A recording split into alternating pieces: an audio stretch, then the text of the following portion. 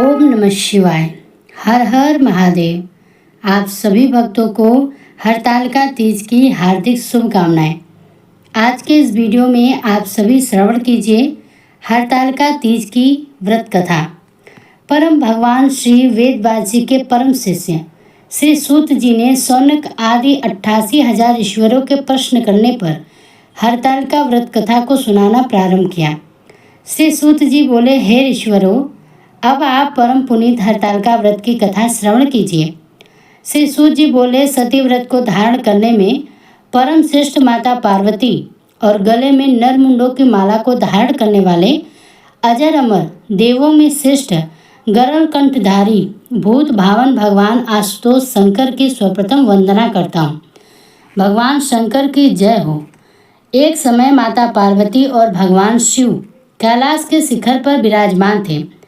जिज्ञासा के वशीभूत होकर माता पार्वती ने महेश्वर से प्रश्न किया कि हे देवादिदेव, आप इस विश्व के नियंता हो, समस्त धर्मों के अधिष्ठाता हो और समस्त गुप्त वेदों को जानने वाले हो। आप मुझ पर अनुग्रह करके कृपया ऐसा गुप्त भेद मुझसे कहें जो समस्त व्रतों में श्रेष्ठ हो। उस व्रत का वर्णन करिए जो अल्प कर्म के ही द्वारा महान फलों को देने वाला हो। हे स्वामी, आप आदि मध्य और अंत से रहित हैं। आप धर्म की स्थापना करने वाले हैं, इसलिए मैंने आपसे यह प्रश्न किया है। सो आप कृपया करके मेरे इस जिज्ञासा को शांत करें। भगवती महापार्वती के इन वचनों को सुनकर मंद मंद मुस्कुराते हुए भगवान शंकर बोले, हे प्रिय, तुमने आज मुझसे अति श्रेष्ठ प्रश्न किया है। हे देवी, तुम्हारी इस जिज्ञासा को शांत करने की इच्छा से ही मैं तुम्हें महान फल देने वाला अति गोपनीय व्रत कहता हूँ। यह व्रत वैसे तो पूर्णतः गुप्त रखने योग्य है, किंतु तुम्हारे इस प्रकार किए गए प्रश्न को सुनकर ही वर्णन करना पड़ रहा है। यह गोपनीय व्रत उसी प्रकार व्रतों में श्रेष्ठ है जिस प्रकार तारों गणों में चंद्रमा, ग्रहों में सूर्य, चारों वर्णों में ब्राह्मण और समस्त देवताओं में विष्णु श्रेष्ठ है। इस महान फलदायक व्रत का वर्णन वेद और स्मृतियों में है। यह अति पुरातन और श्रेष्ठ है। इसी व्रत के प्रताप से तुम मेरी अर्धांगिनी हुई हो। हे पार्वती, यह व्रत भाद्रपद मास के शुक्ल पक्ष की तृतीया तिथि अर्थात तीज को होता है। इस व्रत को करने से जीव के समस्त पापों का नाश हो जाता है। हे प्रिय, यह वही व्रत है जिसे तुमने मेरा वर्ण करने की इच्छा से हिमालय पर्वत पर किया था। आज तुम्हारे प्रश्न करने पर मैं तुम्हें उस व्रत को सुना रहा हूँ। इतनी कथा को श्रवण करने के पश्चात माता पार्वती ने भगवान शंकर से कहा कि हे महेश्वर, आप कृपा करके इस व्रत का समस्त वृत्तांत मुझे सुनावें। साथ ही यह भी बतावें कि इस व्रत को मैंने क्यों किया था। अपने उस पूर्व व्रत के वृत्तांत को श्रवण करने की मेरी इच्छा हो रही है। भगवान शंकर बोले, हे पार्वती, आर्यवर्त में समस्त पर्वतों का स्वामी हिमाचल नामक श्रेष्ठ पर्वत है। उस पर्वत की शोभा अवर्णनीय है। उसके चारों ओर अनेक प्रकार की भूमि है तथा वहाँ नाना प्रकार के वृक्ष सुशोभित हैं। वहाँ अनेक सरोवर हैं, अनेकों पर्वत कंदराएं और उपकंदराएं हैं। उस पर्वत पर विभिन्न प्रकार के पशु निवास करते हैं। वहाँ अनेकों गंधर्व, सिद्ध, चारण और यक्ष वास करते हैं।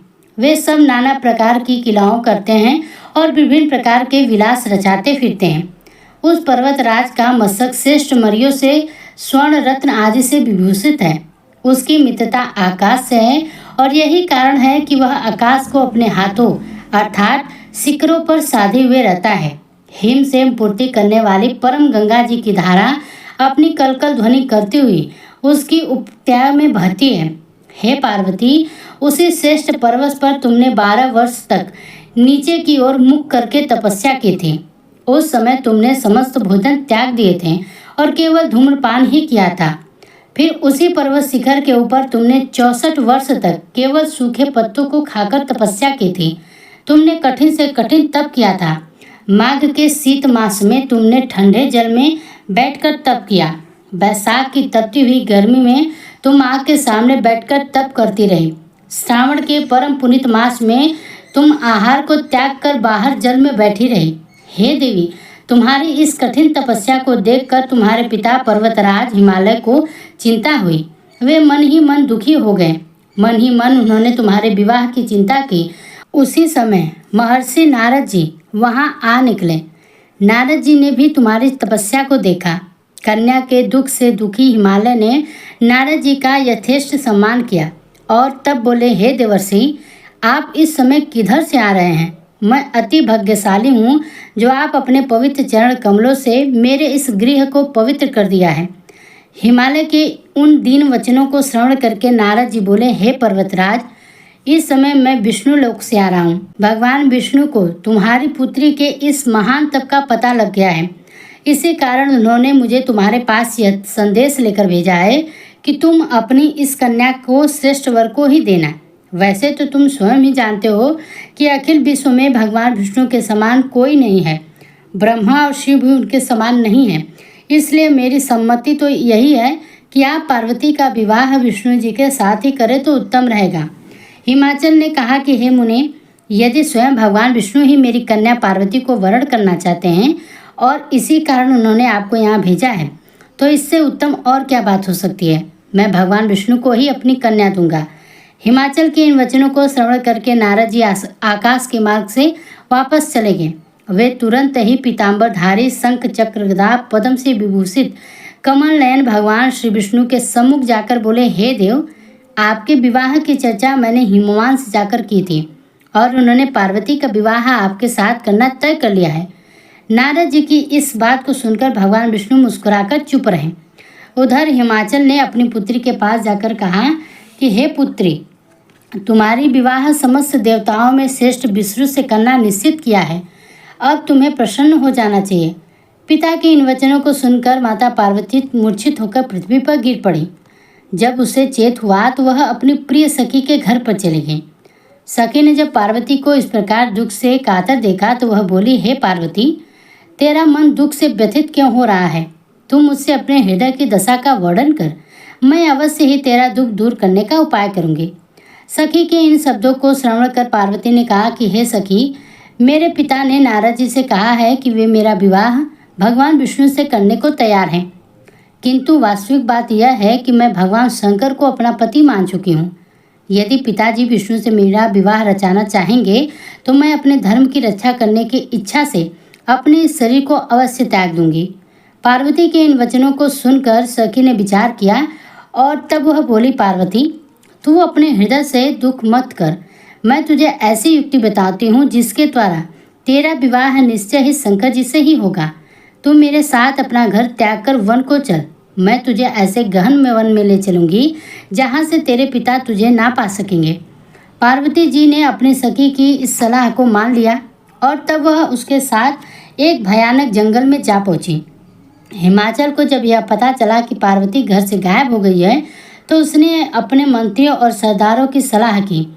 पार्वती की खोज में उसने चारों ओर दूत दौड़ा दिए, किंतु हिमाचल की समस्त चेष्टाएं बेकार हो गई। पार्वती जी को तो वे लोग किसी भी प्रकार ढूंढकर ना ला सके। तब शोकातुर होकर हिमाचल मूर्छित होकर जमीन पर गिर पड़े। हिमाचल के साथियों ने किसी भी प्रकार उनको धीरज बंधाया। तब हिमालय राज स्वयं पार्वती की खोज में निकल पड़े। वे वन वन भटकने लगे। उनको तन बदन की शुद्ध तक न रही। वे पार्वती की खोज करते हुए वनों में घूमने लगे। उधर पार्वती घर से निकलकर अपनी सखी के साथ एक बहुत बड़ी नदी के तट पर पहुंची। उसी नदी के तट पर आगे जाकर उन्होंने एक विशाल वन देखा। यह वन अति भयानक और भयानक था। नाना प्रकार के हिंसक पशु उस वन में वास करते थे। इसी वन में एक गुफा थी। पार्वती ने अपनी सखी के साथ उस गुफा में रहना प्रारंभ कर दिया। पार्वती ने अन्न को त्याग दिया। वहाँ उन्होंने भगवान शंकर की एक रेत की प्रतिमा बनाई और उस प्रतिमा की आराधना करने लगी। उसी समय भादो मास की हस्त नक्षत्र युक्त तिथियां आ गई। पार्वती ने उस दिन भी भगवान शंकर का विधिवत पूजन किया, रात भर जागरण किया और श्री लीलाओं का वर्णन किया। पार्वती के उस महान तप को देखकर भगवान शंकर का सिंहासन हिल गया और उसी क्षण वे पार्वती के सम्मुख जाकर उपस्थित हो गए और बोले, हे पार्वती, मैं तुझसे अति प्रसन्न हूँ, वर मांग। भगवान सदाशिव को अपने सम्मुख उपस्थित देखकर पार्वती का हृदय कमल खिल गया। मन चाह वर मांगने की बात सुनकर पार्वती ने कहा, हे महेश्वर, यदि आप मुझ पर प्रसन्न हैं, वर देना चाहते हैं, तो कृपा कर मुझे अपनी पत्नी के रूप में स्वीकार कीजिए। मन चाहे वर को देखकर शंकर जी अपने निवास स्थान को लौट गए। उसके बाद ही हिमालय पार्वती को ढूंढते हुए उसी वन में जा पहुँचे जहाँ पार्वती अपने सखी के साथ रहती है। उन्होंने दूर से 2 कन्या देखी। पास आने पर उन्होंने अपनी प्रिय पुत्री पार्वती को पहचान लिया और पार्वती को देखकर वे उनके पास पहुँचे और इसे हृदय से लगाकर विलाप करने लगे। उन्होंने कहा कि हे पुत्री, तुम इस महाभयानक वन में इस हिंसक पशुओं के मध्य क्यों निवास कर रही हो? चलो, अब घर चलो। पिता के वचनों को सुनकर पार्वती ने कहा कि हे पिताजी, आप जब तक मुझसे घर चले आने का कारण ही पूछा है तो मैं आपको स्पष्ट बता देती हूँ कि मैंने तन मन से भगवान शंकर को अपना पति मान रखा है, किंतु जब तक आपने मेरा विवाह विष्णु से कराना तय कर लिया तो मैं अपने धर्म की रक्षा को इस वन में चली आई थी।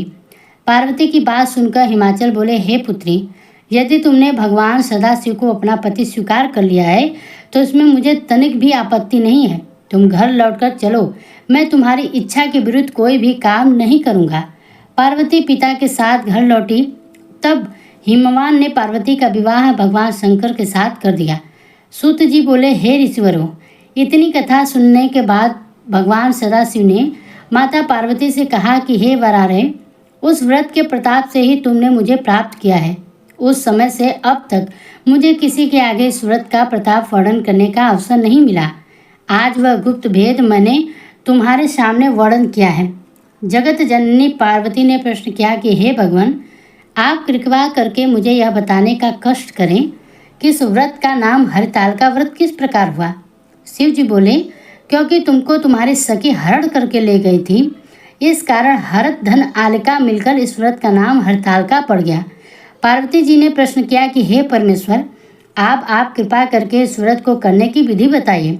यह भी बताएं कि महान व्रत करने से किस प्रकार के फलों की प्राप्ति होती है। शिव जी बोले, हे पार्वती, इस व्रत कन्याओं के लिए श्रेष्ठ है। जो कन्या उत्तम व्रत की प्राप्ति चाहती हैं, उत्तम वर को प्राप्त करना चाहती हैं, उनको यह व्रत अवश्य करना चाहिए। जो स्त्रियां अचल सुहाग चाहती हैं, वे इस व्रत को विधि पूर्वक करें। उनकी मनोइच्छा की पूर्ति करने वाला इससे उत्तम कोई व्रत नहीं है। केले के खम्भों का मंडप बनावें, उस मंडप में शिव और पार्वती की प्रतिमाओं की स्थापना करें। धूप दीप चंदन आदि से उस स्थान को युक्त करें। प्रतिमाओं को स्नान कराएं, वस्त्र धारण कराएं, चंदन लगावें, फूल माला और रात्रि में जागरण करें। ब्रह्मचर्य व्रत धारण करें। व्रत के दिन शिव लीला को पढ़ें अथवा श्रवण करें। मन में ओम नमः शिवाय इस श्रेष्ठ मंत्र का जाप करें और एकाग्रचित होकर प्रार्थना करें। ब्राह्मणों को गौ वस्त्र दक्षिणा देकर प्रसन्न करें। भोर होते ही पूजा की सामग्री को एकत्रित करके नदी में प्रवाहित करें। जो इस प्रकार व्रत को करते हैं वे श्रेष्ठ फल पाते हैं। कन्या को मनचाहा पति मिलता है और स्त्री को अचल सुहाग प्राप्त होता है। यह व्रत समस्त पापों को नष्ट करता है, इसमें कोई संशय नहीं है। तो भक्तों, आशा करते हैं कि आज की ये कथा आपको पसंद आई होगी। पसंद आई हो तो वीडियो को लाइक कीजिएगा। इसी तरह से व्रत कथाओं को सुनने के लिए हमारे चैनल को सब्सक्राइब भी जरूर कीजिएगा।